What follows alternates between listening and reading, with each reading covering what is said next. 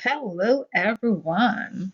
My name is Lynette Williams. Welcome to my analysis on The Blazing World by Margaret Cavendish, Duchess of Newcastle. So I took this literature class. I was not very enthusiastic about it, to be quite honest. But then I was doing this final research paper, and incidentally, I chose this book not knowing much about science. So of course, after reading the book, I was like, what is this book talking about? There were so many scientific things going on in there. And I was like, what is the point of this book? However, after completing my final research paper, I was like, wow, there are so many things to analyze right here. And there are really some interesting things that I analyzed, and I want to share them with you, especially since when I was doing the course and I was trying to get points, I could hardly find a YouTube video that would give me what I want. So I really hope that this resource will be helpful for you as you go through this course. So let's go.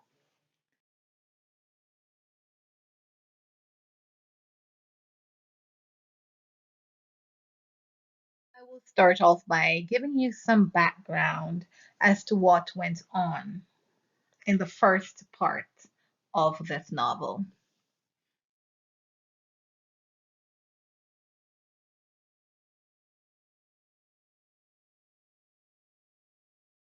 The novel begins by outlining a strange scenario of a young lady who was taken captive from her father's house, and her father's house was located not too far from the sea, right?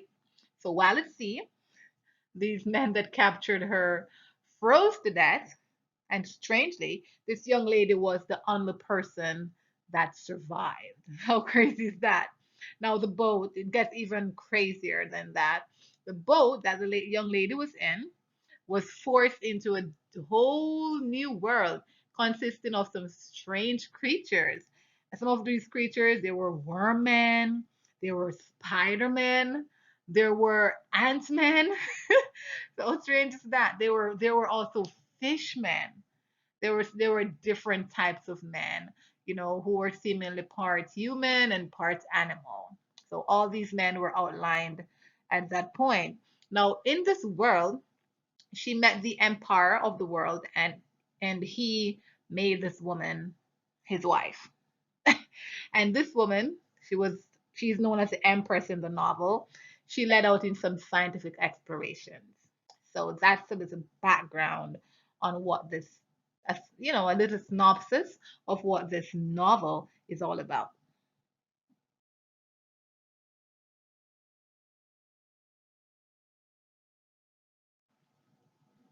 So we now move on to the analysis.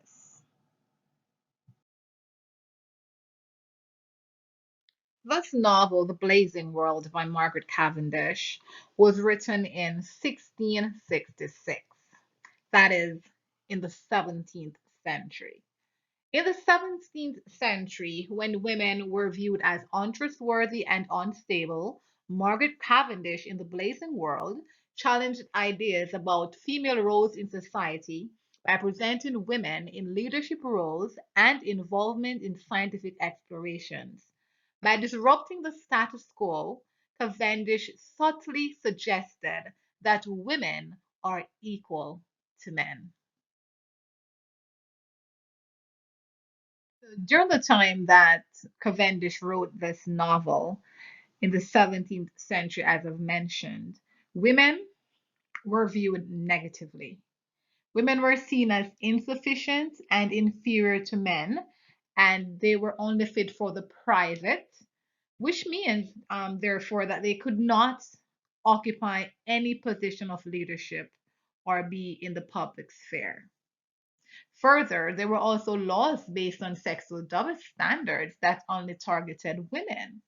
For example, there was a law about adultery being a crime that could only be committed by women.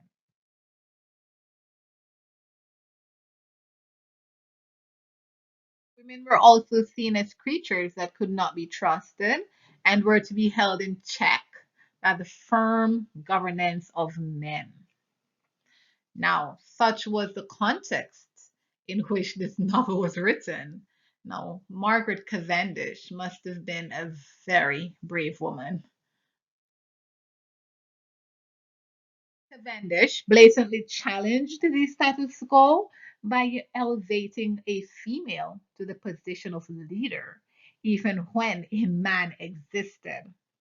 Now, this female was the same lady that we learned of in the beginning of the book, who was the sole survivor after the men froze at sea.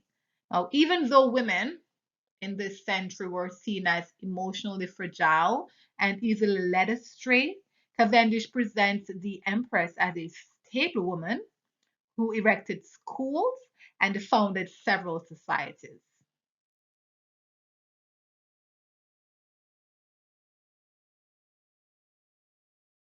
The emperor of this new world trusted the Empress by giving her absolute power to carry out affairs that he would otherwise carry out by himself. He was not over her supervising. She was free to do whatever it was that she wanted to do. And at no point did you hear it throughout the whole novel, did you see where the emperor had to step in because the woman was doing something wrong. Now, it is also important to note that Cavendish was not trying to undermine the authority of men, as the authority given to the empress came directly from the emperor. She was making the point, though, that women were equally capable of governing without the direct supervision of males.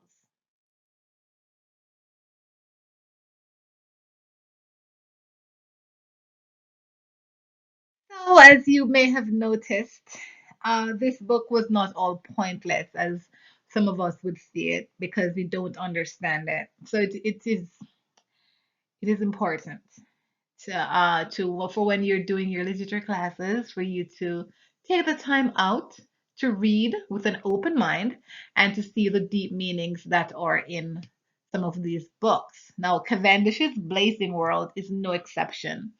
Through all her rambling, Cavendish was making the point that women were trustworthy and should be given the equal opportunity to govern and participate in public affairs because women are equal to men.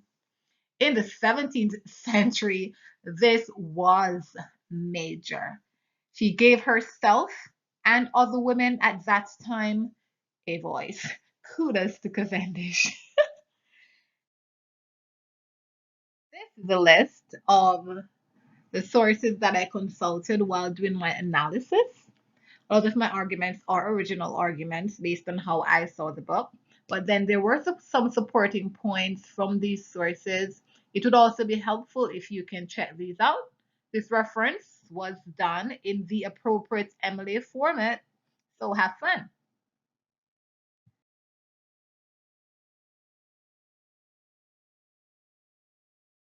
We've now come to the end of part one of the analysis of The Blazing World by Margaret Cavendish, Duchess of Newcastle.